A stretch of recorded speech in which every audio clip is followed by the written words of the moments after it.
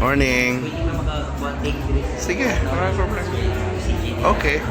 So hi guys, we're here at the Clinica Prime and they just opened here at Mantlewood, and you know, we're gonna check out their laboratories.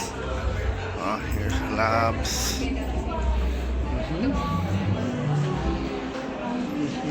Consultation room.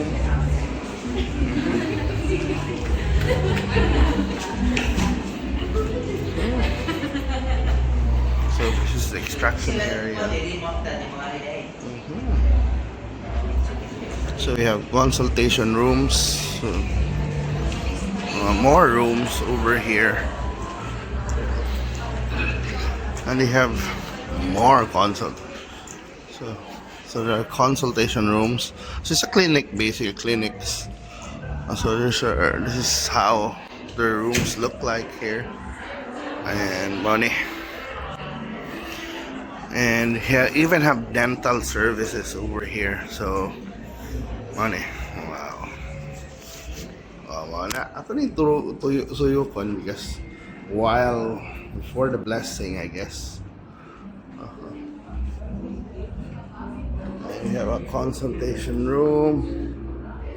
So we even have ECG. If you want ECG. Stock locker. Hello. We have women's care here.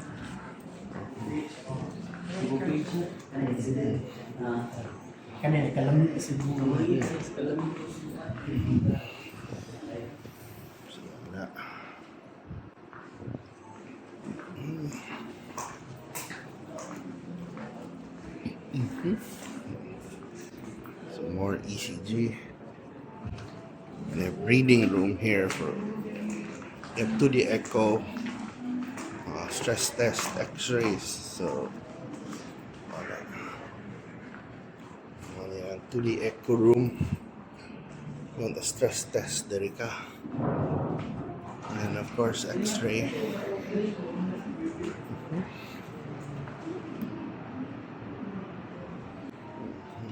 And this is PPL, sir. okay. For VIP. So it's like a VIP lounge over here. Okay.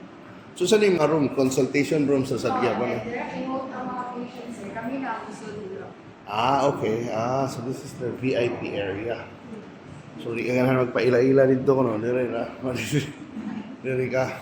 But they have a mobile Clinica Prime na mobile services sa diay na musuroy. Di ba? So muna. So that's just a preview. Later we'll wait for the speeches and more because magsugod ang program in a bit. Alright.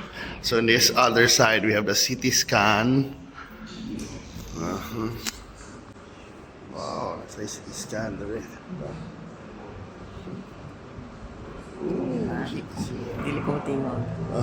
We have somatome now, we see meds, of course.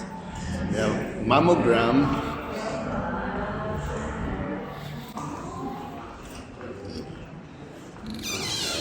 Mammogram there. Mammogram. Oh. Wow. Minor wapa. Yes.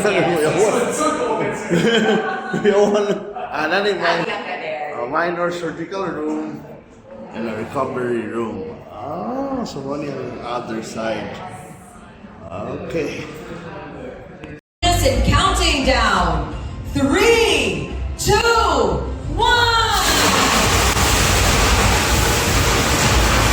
Congratulations! Clinica Prime Mantlewood. Clinica Prime Clinic Network collectively serves an average of 1,000 patients every day. And this number represents more growth. They represent thousands of individuals and families who are choosing accessible primary care as an important part of their personal health journey. So people A healthcare facility is both empowering and transformative. Its impact extends far beyond the patients who walk through its doors. Studies have shown that the presence of an accessible, high-quality healthcare can serve as a catalyst for a healthier and more productive community, creating a ripple effect that reaches families, workplaces, and generations.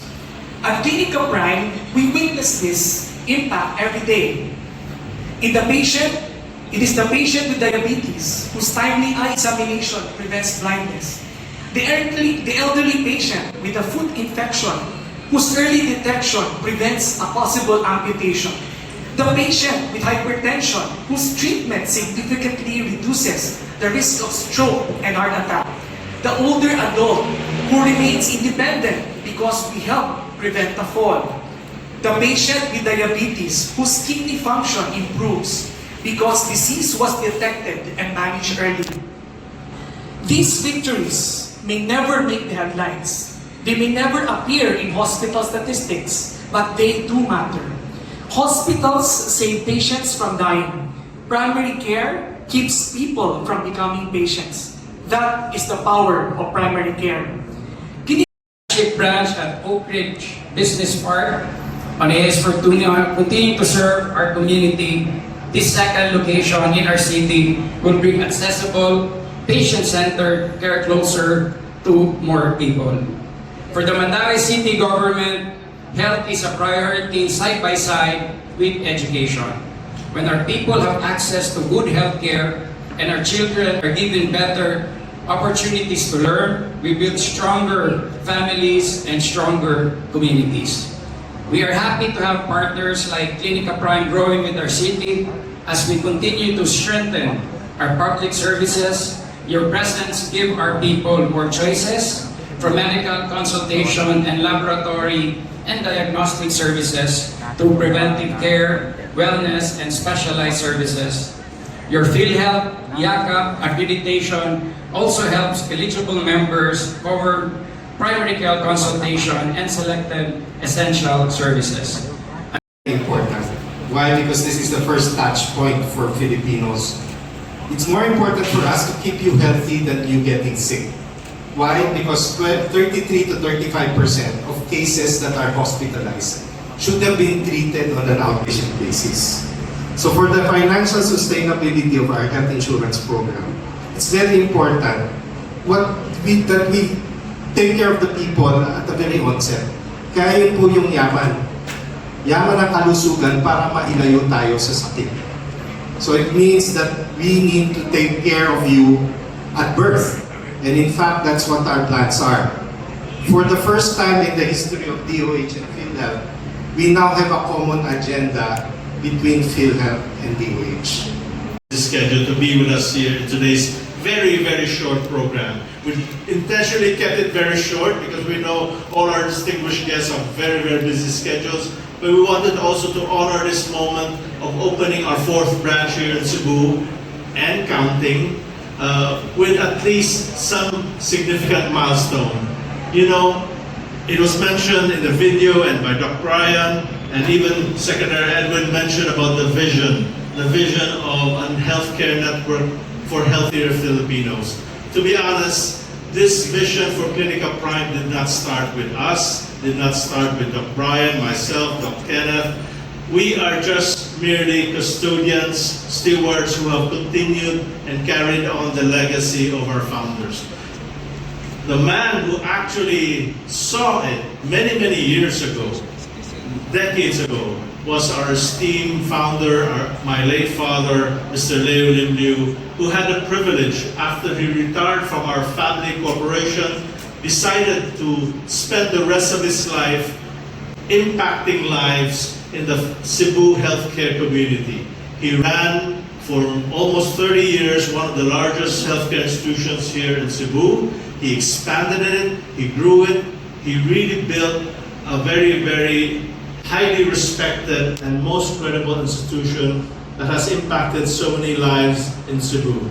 But along the way, he also learned so many things. He's noticed that a lot of the patients who arrive in hospitals, many of them could have been attended to earlier, could have had their health care and health and well-being attended to and impacted at a much earlier stage. If only we had more accessible, more affordable, and more convenient primary care institutions that can cater to their needs, even while they are still healthy. Long before the term became fashionable, he already envisioned that it was not about extending lifespan.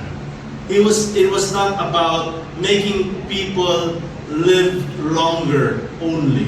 It was all about extending health span.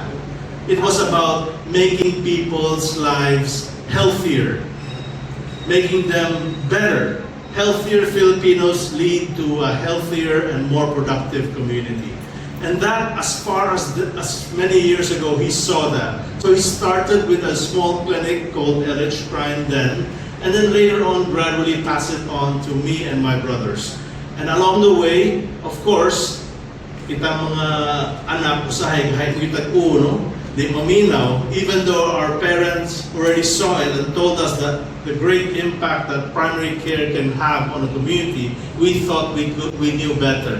So gahi we didn't really take that seriously until, of course, the past events of the pandemic. When the pandemic hit not just our country, but the whole world, that's when it opened everyone's eyes that overwhelming the healthcare system by everyone rushing to the hospitals is not a very smart way to address our people's health and well-being. Having community-based healthcare system effectively done would be able to have a better and far-reaching impact.